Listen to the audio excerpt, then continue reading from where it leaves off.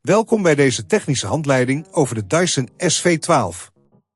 Wij zijn Kelatos Informatica, specialisten in technische reparaties. Wij halen je apparaat thuis op, voeren een gratis diagnose uit en sturen je een offerte voor de reparatie. Geen telefoontjes, geen verplaatsingen. We zijn gevestigd aan Calle Joaquin Maria Lopez 26, Madrid.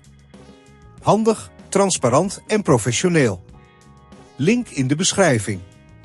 Je hebt waarschijnlijk gemerkt dat je Dyson SV12 een verschrikkelijk geluid maakt. Dit kan duiden op een versleten of defecte motor. Als je dit probleem negeert, kan dit leiden tot verdere schade aan je stofzuiger en uiteindelijk een kostbare reparatie. Laten we nu kijken naar wat je nodig hebt om deze motor te vervangen. Voor deze reparatie heb je een kruiskopschroevendraaier, een torkschroevendraaier, een nieuwe motor voor de Dyson SV12 en een zachte doek nodig om je werkgebied schoon te houden. Begin met het uitschakelen van je stofzuiger en haal de stekker uit het stopcontact. Om de stofzuiger veilig te openen, gebruik je de kruiskopschroevendraaier om de schroeven aan de achterkant van het apparaat los te draaien. Zodra de schroeven zijn verwijderd, kun je de behuizing voorzichtig openklappen. Let op dat je geen andere componenten beschadigt tijdens deze stap.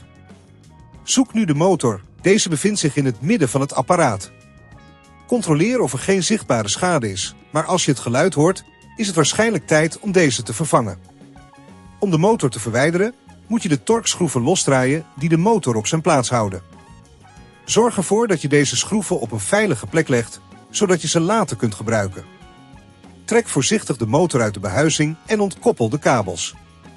Wees voorzichtig bij het loskoppelen om andere componenten niet te beschadigen. Neem nu de nieuwe motor en sluit deze aan op dezelfde manier als de oude. Plaats de motor terug in de behuizing en bevestig deze met de torkschroeven. Vergeet niet om de behuizing weer dicht te klikken en gebruik de kruiskopschroevendraaier om alles goed vast te draaien. Als je op dit punt merkt dat het te ingewikkeld wordt, onthoud dan dat wij bij Kelatos je apparaat thuis ophalen en het gerepareerd terugsturen. Controleer of alles goed is aangesloten en zet de stofzuiger aan om te zien of het probleem is opgelost. Zorg ervoor dat je goed luistert naar eventuele geluiden en controleer of alles soepel werkt.